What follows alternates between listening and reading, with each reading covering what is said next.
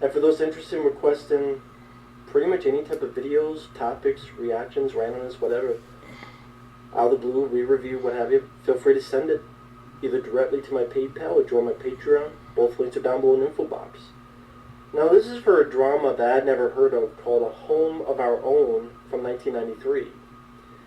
And that's a good one. The beginning says it's based on a true story, but then, like, somewhere after the end credits is saying, oh, this was fictitious. So I don't know if this is really based on a true story or if it's not based on a true story. I just know the narrator says this is a true story, but I don't know who the real people's names are. If this is based on a true story, I don't know. I do know this. It stars Kathy Bates, good actress, especially in films like Misery. Yeah. And it also has Edward Furlong. This is a little bit after Terminator 2, which was 1991. I think he had done Pet Sematary 2. Oh, those movies, boy. I remember that. And long story short, Kathy Bates is a single mom. She has a bunch of kids, the oldest kid being played by Edward Furlong. She works at a potato chip factory. One day, this asshole grabs her ass. She, of course, stands up for herself, gets into a fight, and because of BS reasons, she gets fired. And she needs a job. She doesn't know what to do next. They're living in California. So she's looking at her bills, all this stuff. So she decides to take all these kids, and there's quite a few kids. There's Edward Furlong,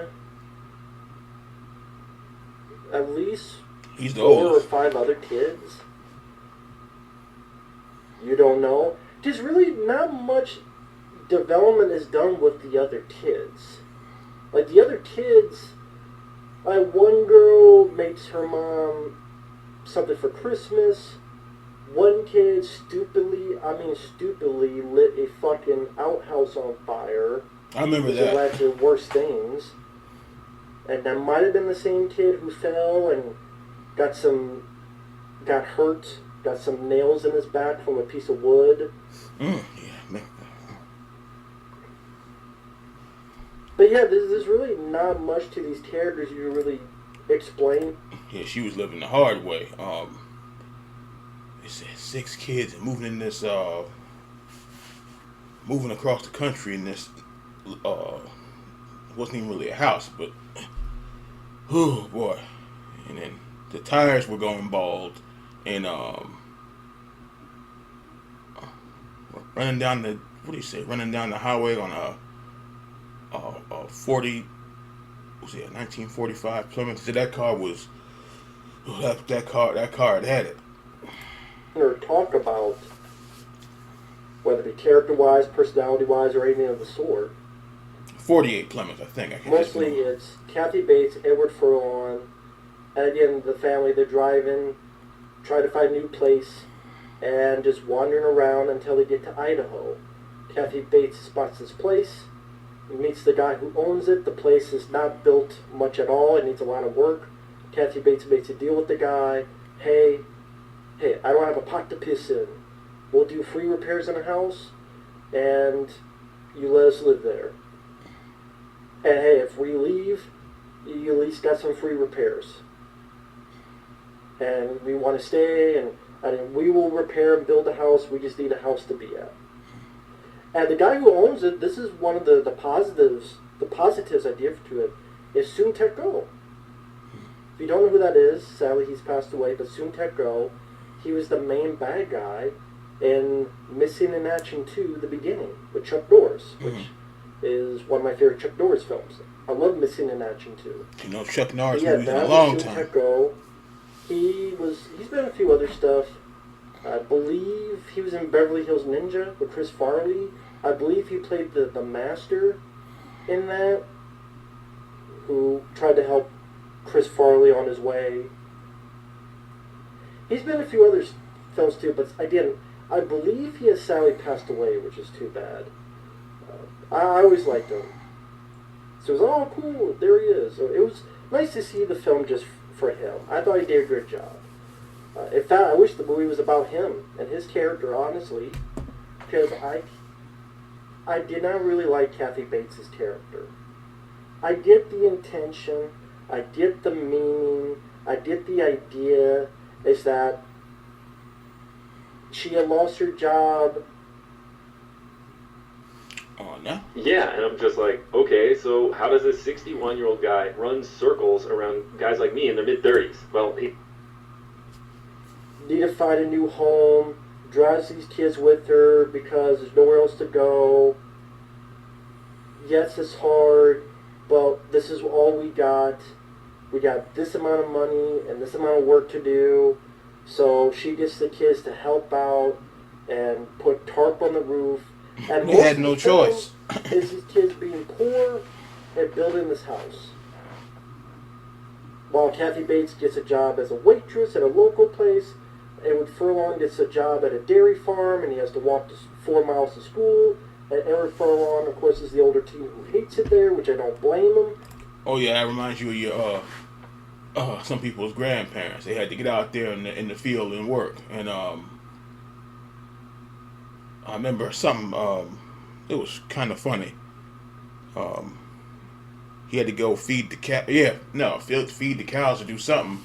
He said, "I don't know who hates this more, me or the cows." And then walking to school, and then seeing people take the bus. And he said, "Yes, man, walking 4 miles to school, that was rough." So if he has to do that twice, he's walking 8 miles. So he's got to walk, and then turn around and walk back home.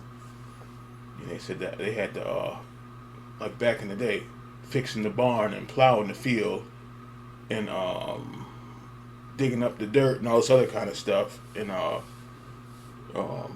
clean out the chicken thing. Oh boy! And they said that was something else. And they said getting up on the roof. He said that was back-breaking work. For hating it there, I would hate it there too. Yeah. And just these people being bored. Yeah, I know. It was bored. They have an outhouse. One kid has to go, so he has to share the outhouse with his mom. So that's a scary thought, being in an outhouse with Kathy Bates. Again, at one point they're fixing, hammering, working. One of the kids falls, and there's a boy with nails. He gets hurt. Oh, that was a little kid. Oh, yeah, and now I remember. them saving pennies, and each bit of penny, each bit of dollar goes back into the house. It's all about that house, yeah. And Kathy Bates is a character that doesn't want to accept help, and that's one of the parts of the movie. Yeah, she was mule. She was mule stubborn. Character who, I gotta do it all on my own. I gotta do it all on my own. I gotta do it all on my own. And the movie's supposed to be a story about her finally realizing you can't do it all on your own. Your kids are helping you. By the end, the town helps you. She doesn't want to accept help. She doesn't want to accept free gifts or help in hand. Yeah, that was too much so there. Whether that's ego, whether that's pig-headedness, or whether that's whatever term Mule you stubborn. want to use. Stubborn. And this is just not my kind of movie. This is not a rant. This is not a bad film.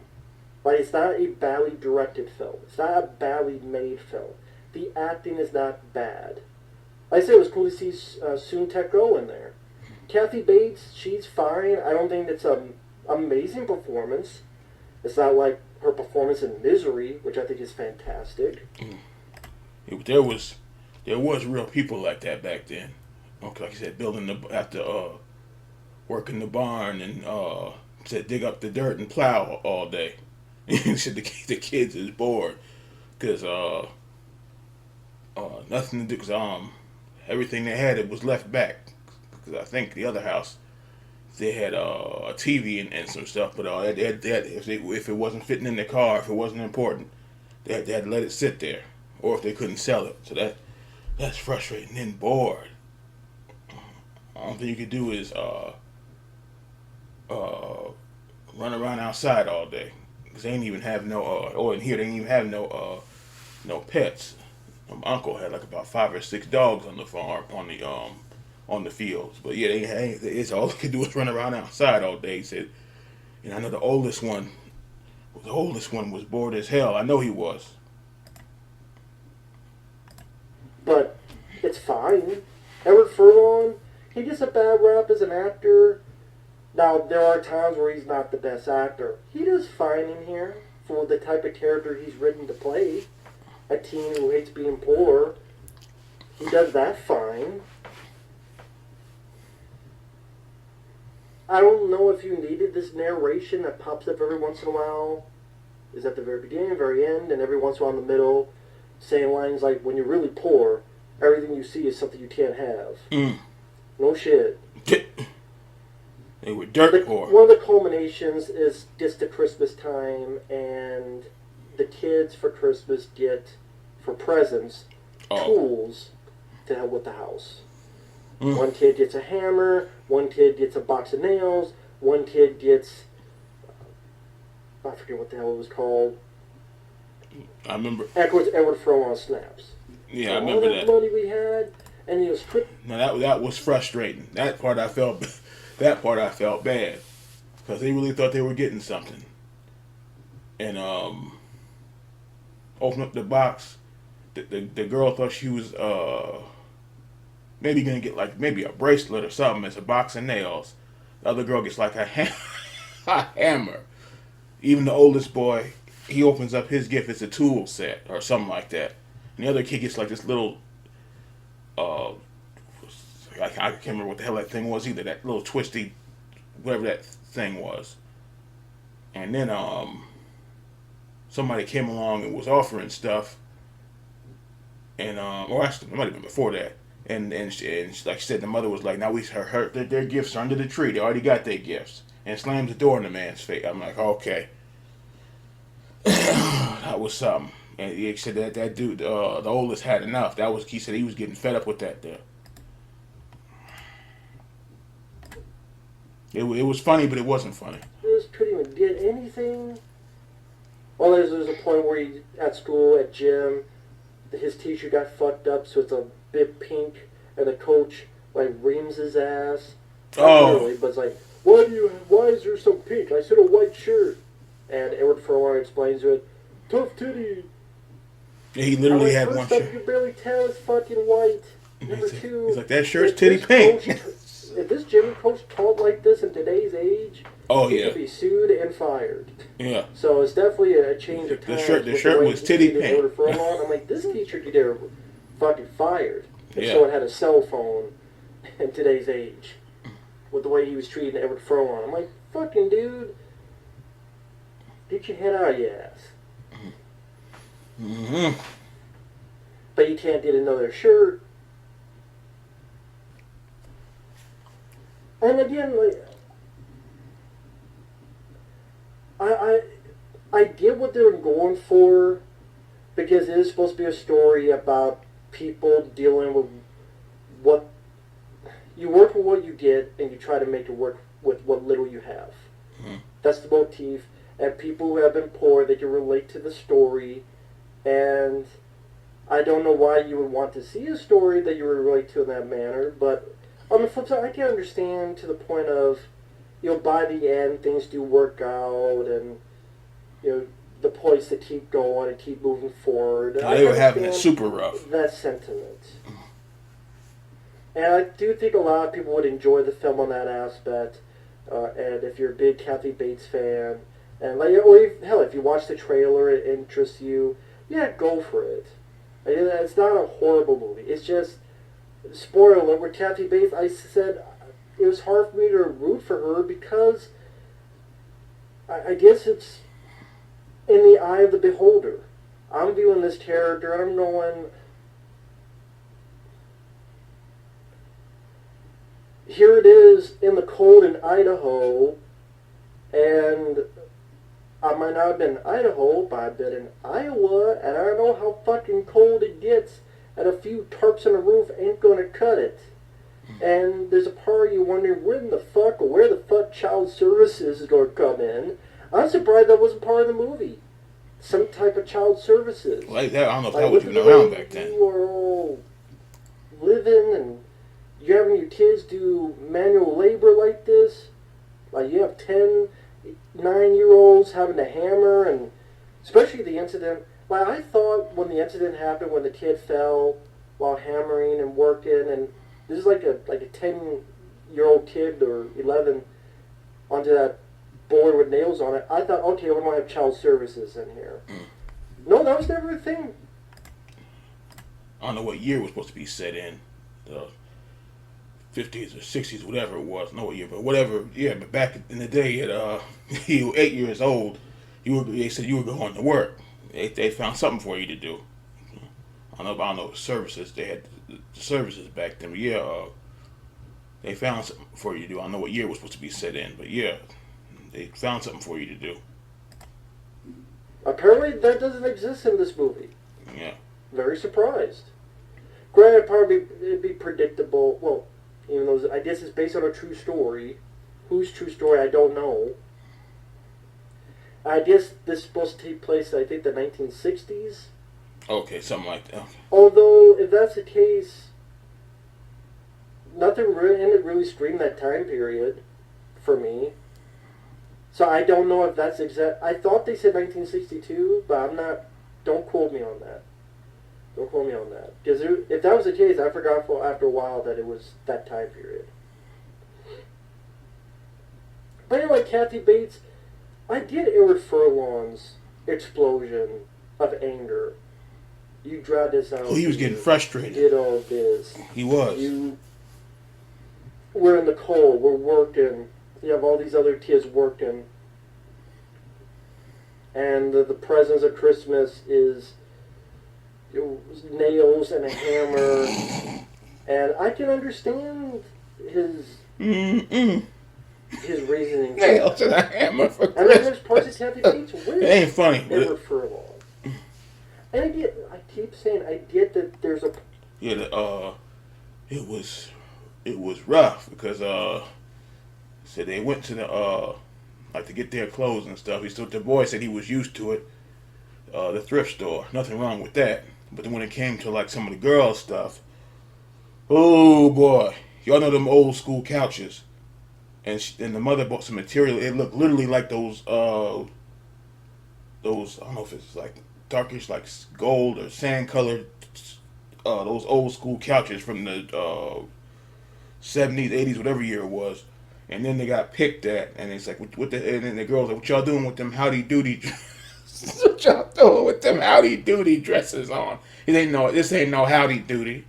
He's like, my mother made this. And the one girl was so frustrated, she threw her dress in the garbage. I was like, wow. Yes, I remember that. And yeah, I think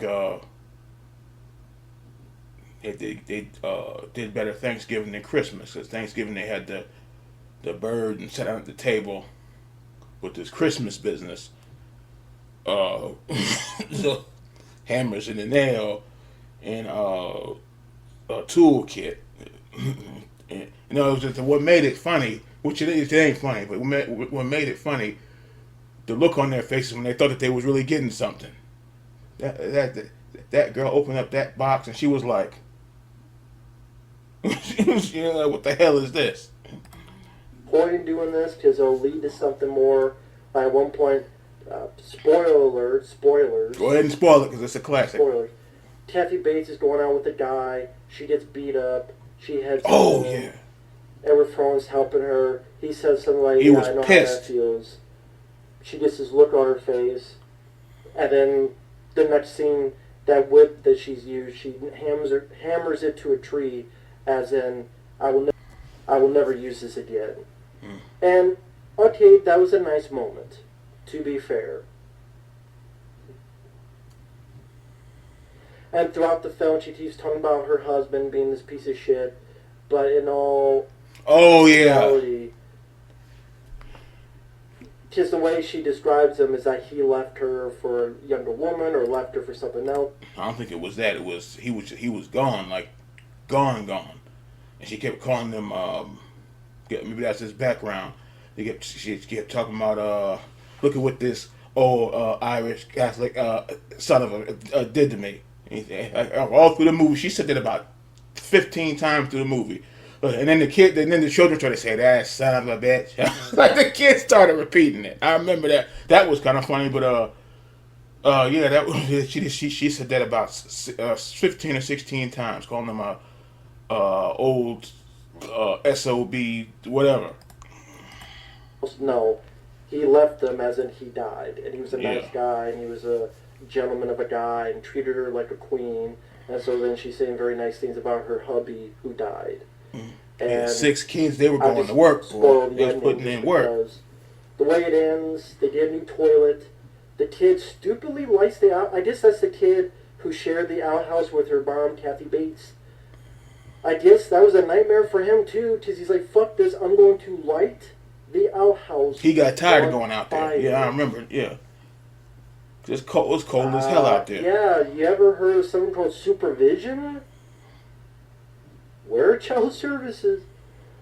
And of course, the tarp's on the roof, it gets on there, and it burns the whole fucking place down. And the kids, and Kathy Bates takes it well against the kid, considering, I guess that's the point, is that she's grown as a character. The more simpler thing, she would beat up, whip Edward Furlong, but this kid, not on purpose, but was a fucking moron that lit an outhouse on fire. Because what's his name was getting smart. That's why he got a whooping. That's why she got tired of him getting smart. Well. And hopefully the town comes. Yeah, because he was getting smart.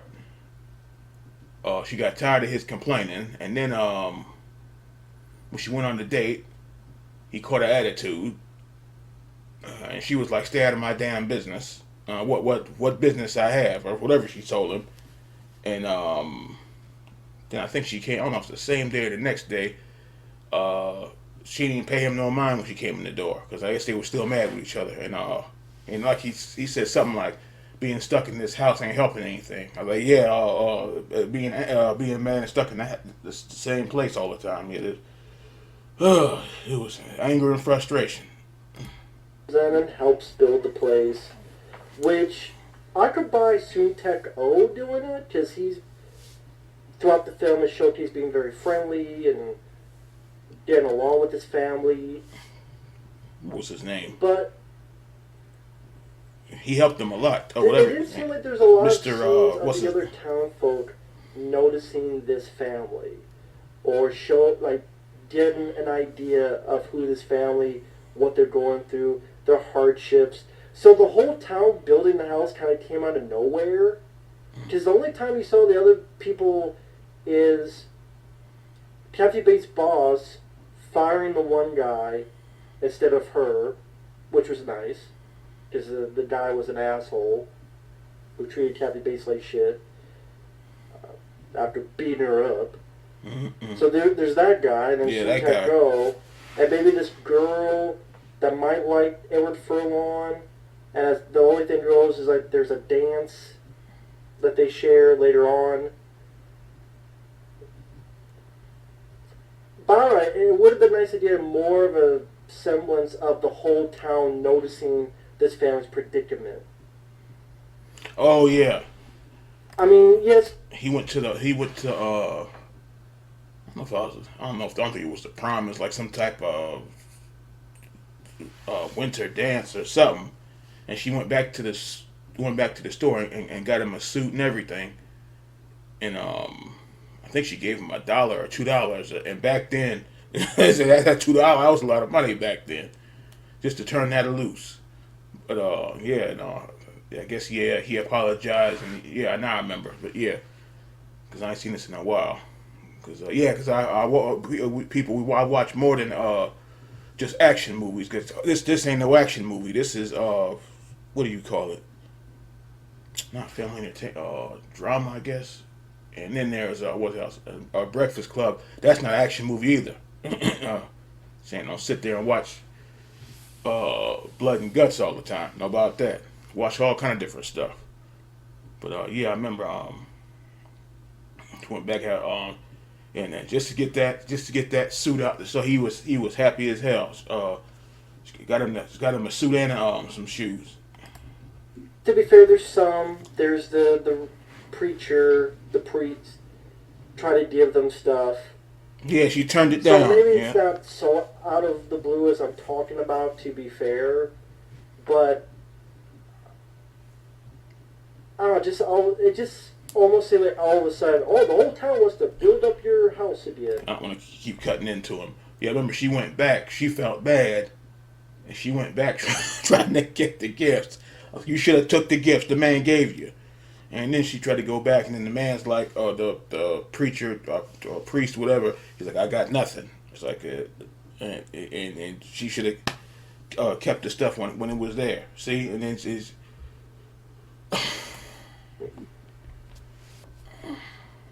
I'm like, okay. I maybe it's the wrong choice, maybe it's the wrong type of thinking, but just maybe don't. Why do I think this just came almost out of nowhere? Mm. And then we go, well, fuck, you could have done this in the first place.